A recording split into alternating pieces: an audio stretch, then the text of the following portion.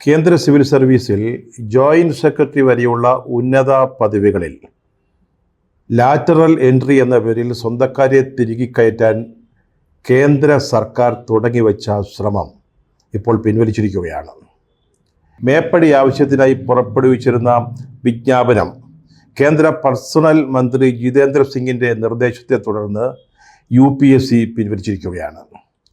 IAS, IPS, IFS ഒന്നും പാസ്സാകാതെ ചുളിവിൽ നാം നേരത്തെ പറഞ്ഞ ഈ ഉന്നത തസ്തികകളിൽ കയറിക്കൂടാൻ കാക്കി നിക്കറിന് പകരം പുതിയ കുപ്പായങ്ങൾ തയ്പ്പിച്ചു കാത്തിരുന്ന സംഘപരിവാര കുഞ്ഞുങ്ങൾ ഇനിയൊരു അറിയിപ്പുണ്ടാകുന്നതുവരെ സദയം കാത്തിരിക്കേണ്ടതാണ്.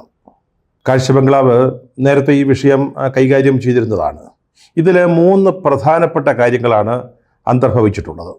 ഒന്ന്, രാഹുൽ ഗാന്ധിയെ അതുപോലെ തന്നെ അദ്ദേഹത്തിൻ്റെ നേതൃത്വത്തിലുള്ള പ്രതിപക്ഷത്തെ കേന്ദ്ര സർക്കാർ വല്ലാതെ ഭയപ്പെടുന്നു.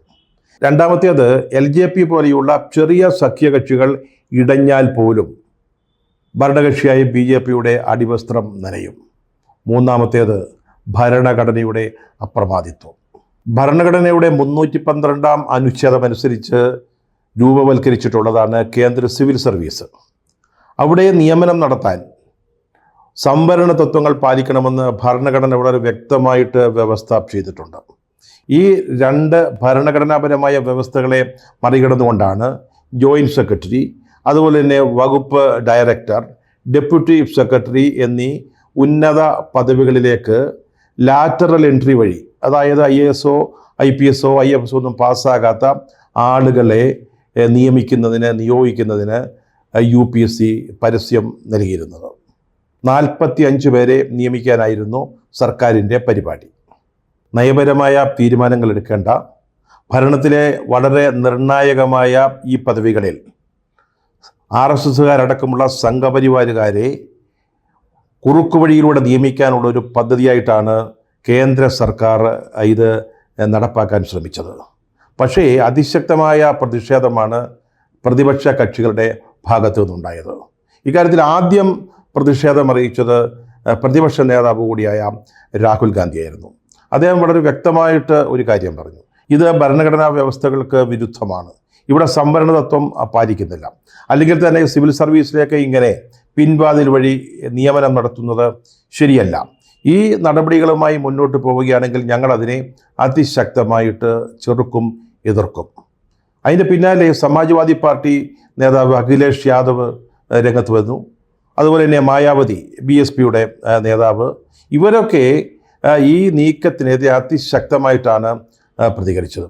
ഏറ്റവും അവസാനം ഈ NDAയിലെ ഒരു ചെറിയ ഘടകകക്ഷിയായ സഖ്യകക്ഷിയായ LJP, അതിൻ്റെ കേന്ദ്ര മന്ത്രി ചിരാഗ് പാസ്വാൻ ഈ നീക്കത്തിനെതിരെ രംഗത്ത് വന്നു. 2018, 2023 കാലത്ത് 63 പേരെ ഇതേ രീതിയിൽ ഉന്നത പദവികളിൽ ലാറ്ററൽ എൻട്രി വഴി നിയമിച്ചതാണ്. അന്ന് പ്രതിപക്ഷം എതിർത്ത് നോക്കി, പക്ഷെ ഫലമുണ്ടായില്ല. BJPക്ക് അന്ന് മൃഗീയ ഭൂരിപക്ഷമാണ്. അതുപോലെ പ്രതിപക്ഷം താരതമ്യേന ദുർബലവുമാണ്. അതുകൊണ്ട് അവരുടെ എതിർപ്പിനെ മറികടന്നുകൊണ്ട് അത് ലെവലേശം വകവെക്കുക പോലും ചെയ്യാതെ BJP മുന്നോട്ട് പോവുകയാണ് ഉണ്ടായത്. ഇത്തവണയും അങ്ങനെ സാധിക്കാം എന്ന് അവർ കണക്ക് കൂട്ടി. പ്രതിപക്ഷത്തിൻ്റെ ഇത്തരത്തിലുള്ള ശക്തമായ എതിർപ്പ് അവർ പ്രതീക്ഷിച്ചില്ല. പക്ഷേ കാലവും കളവും കളിക്കാരുമൊക്കെ മാറിയത് BJP ഭരണകൂടം ഓർത്തില്ല എന്ന് പറയുന്നതായിരിക്കും ശരി. സംവരണ വ്യവസ്ഥകളും ഭരണഘടനയും ലംഘിച്ചുകൊണ്ടുള്ള ഒരു നടപടികളും അനുവദിക്കില്ല എന്ന് രാഹുൽ ഗാന്ധിയും പ്രതിപക്ഷവും കട്ടായം പറഞ്ഞതോടുകൂടി വാസ്തവത്തിൽ ഗവൺമെൻറ് വിരണ്ടുപോയി എന്നുള്ളതാണ് സത്യം. ഈ സംവരണ പ്രശ്നത്തെ തൊടാൻ അവർക്ക് പേടിയാണ്. നേരത്തെ ഈ ജാതി സെൻസസുമായി ബന്ധപ്പെട്ട് നടന്നൊരു വിവാദം, അത് തെരഞ്ഞെടുപ്പ് കാലത്ത്, കഴിഞ്ഞ ലോക്സഭാ തെരഞ്ഞെടുപ്പ് കാലത്ത് അവർക്ക് വലിയ തോതിൽ വോട്ട് ചോർച്ച ഉണ്ടാക്കിയ ഒരു കാര്യമാണ്. അതവർക്ക് നന്നായിട്ടറിയാം. സംവരണം തൊട്ടാൽ പൊള്ളുന്ന വിഷയമാണ് എന്ന് അവർ എന്നേ മനസ്സിലാക്കിയിട്ടുള്ളതാണ്. അവർക്കറിയാവുന്ന കാര്യമാണ്. അതുകൊണ്ട് ഇപ്പോൾ വീണ്ടും ഈ സംവരണം ഒരു പ്രധാന വിവാദ വിഷയമായി വരികയാണെങ്കിൽ അത് സർക്കാരിന് അപകടം ചെയ്യുമെന്ന് അവർക്ക് നന്നായിട്ട് ബോധ്യമുണ്ടായിരുന്ന കാര്യമാണ്. കാരണം അത്തരത്തിലൊന്ന് വരികയാണെങ്കിൽ, അത് ഒരു വിവാദമായി മാറുകയാണെങ്കിൽ ഇപ്പോൾ ഭരണത്തെ പിന്താങ്ങുന്ന അല്ലെങ്കിൽ NDAയുടെ ഘടകകക്ഷിയായിരിക്കുന്ന TDP, അതുപോലെ JDU മുതലായ കക്ഷികൾക്ക് അതിനെ പിന്താങ്ങാൻ ബുദ്ധിമുട്ട് വരും. ആ ഒരു സൂചന നൽകിക്കൊണ്ടാണ് നമ്മൾ നേരത്തെ പറഞ്ഞതുപോലെ LJPയുടെ നേതാവ് ചിരാഗ് പാസ്വാൻ ഈ നീക്കത്തിനെതിരായിട്ട് മുന്നോട്ട് വന്നത്. ചിരാഗ് പാസ്വാൻ ചെറിയ പാർട്ടിയാണ്, 5 അംഗങ്ങൾ മാത്രമാണ് ആ പാർട്ടിക്ക് ലോക്സഭയിലുള്ളത്. പക്ഷേ ആ ഒരു പാർട്ടി ഇതിനെതിരെ ശക്തമായിട്ട് ഒരു നടപടി, ആ നടപടി തുടർന്നാൽ BJPക്ക് നന്നായിട്ട് അറിയാവുന്ന ഒരു കാര്യമുണ്ട്. ആ ഒരു സാഹചര്യത്തിൽ JDUവിനോ അല്ലെങ്കിൽ TDPക്കോ സർക്കാരിൻ്റെ ഈ ലാറ്ററൽ എൻട്രി എന്ന് പറയുന്ന പ്രസ്ഥാനത്തെ പിന്താങ്ങാൻ കഴിയാതെ വരും. ഈ ലാറ്ററൽ എൻട്രിയെ ന്യായീകരിച്ചുകൊണ്ട് സർക്കാർ എടുത്തൊരു നിലപാടുണ്ട്. അതായത് ഇത് ഒന്നിച്ചുള്ള ഒരു നിയമനമല്ല. അതുകൊണ്ട് തന്നെ ഇക്കാര്യത്തിൽ സംവരണ വ്യവസ്ഥ പാലിക്കേണ്ടതില്ല. ആ ഒരു നിലപാടാണ് എടുത്തിരുന്നത്. പക്ഷേ അത് വിലപ്പോയില്ല. പ്രതിപക്ഷം അത് സമ്മതിച്ചില്ല. ഘടകകക്ഷികൾക്കിടയിൽ നിന്ന് തന്നെ എതിർപ്പുയരുന്നു എന്ന് അവരെ മനസ്സിലാക്കി. അതുകൊണ്ട് ഈ ലാറ്ററൽ എൻട്രി എന്ന് പറയുന്ന അശ്ലീലം അവരെ കുപ്പത്തൊട്ടിയിൽ വലിച്ചെറിഞ്ഞിട്ട് കണ്ടം വഴി ഓടുകയാണ് ചെയ്തത്. ഇവിടെ വാസ്തവത്തിൽ ഉയർന്നു നിന്നത് ഭരണഘടനയുടെ അനിശ്ചിതത്വമാണ്.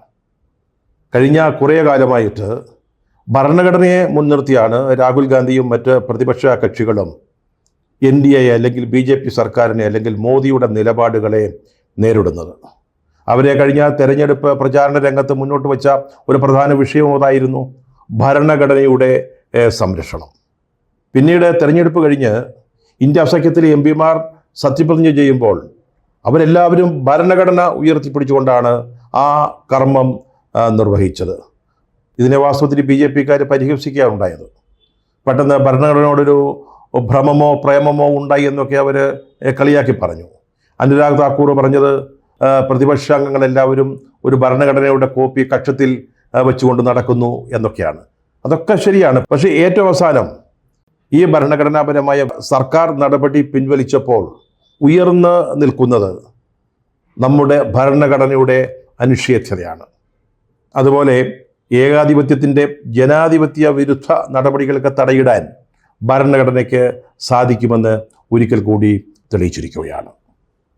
ഈ സർക്കാർ വന്നിട്ട് 75 ദിവസം തികയുന്നതേ ഉള്ളൂ. അതിനുള്ളിൽ മഹത്തായ 4ാമത്തെ തലയൂരൽ പ്രക്രിയയാണ് ഇപ്പോൾ നടന്നിരിക്കുന്നത്. ഇൻഡെക്സേഷൻ വ്യവസ്ഥയില്ലാതെ മൂലധന നികുതി പിരിക്കാമെന്ന് ഒരു നിർദ്ദേശം നിർമ്മല സീതാരാമൻ അവരുടെ ബഡ്ജറ്റിൽ കൊണ്ടുവന്നിരുന്നതാണ്. അതിനെതിരെ ശക്തമായ പ്രതിഷേധമാണ് പ്രതിപക്ഷ കക്ഷികളുടെ ഭാഗത്തു നിന്നുണ്ടായത്. അവസാനം ആ ഒരു തീരുമാനം പിൻവലിക്കേണ്ടി വന്നു. ഒരു ബ്രോഡ്കാസ്റ്റ് ബില്ല് കൊണ്ടുവന്നു, അതിൻ്റെ ഒരു കരട് പ്രസിദ്ധീകരിച്ചു. അത് മാധ്യമ സ്വാതന്ത്ര്യത്തിന് വിരുദ്ധമായ വ്യവസ്ഥകൾ ഉൾക്കൊള്ളുന്നതായിരുന്നു. അതിനെയും പ്രതിപക്ഷം ശക്തമായിട്ട് പ്രതിരോധിച്ചു. ഇത് നടപ്പാക്കാൻ അനുവദിക്കില്ല എന്ന് പറഞ്ഞു. അവസാനം അത് പിൻവലിക്കേണ്ടി വന്നു. 3ാമത്തെ തലയൂരൽ വഖഫ് നിയമ ഭേദഗതി ബില്ലുമായി ബന്ധപ്പെട്ടതായിരുന്നു. അത് സർക്കാർ ലോക്സഭയിൽ അവതരിപ്പിച്ചതാണ്. പക്ഷേ പ്രതിപക്ഷം അതിനെ ശക്തമായിട്ട് എതിർത്തു. ഈ ബില്ല് മുസ്ലിം വിരുദ്ധമാണെന്ന് അവർ വാദിച്ചു.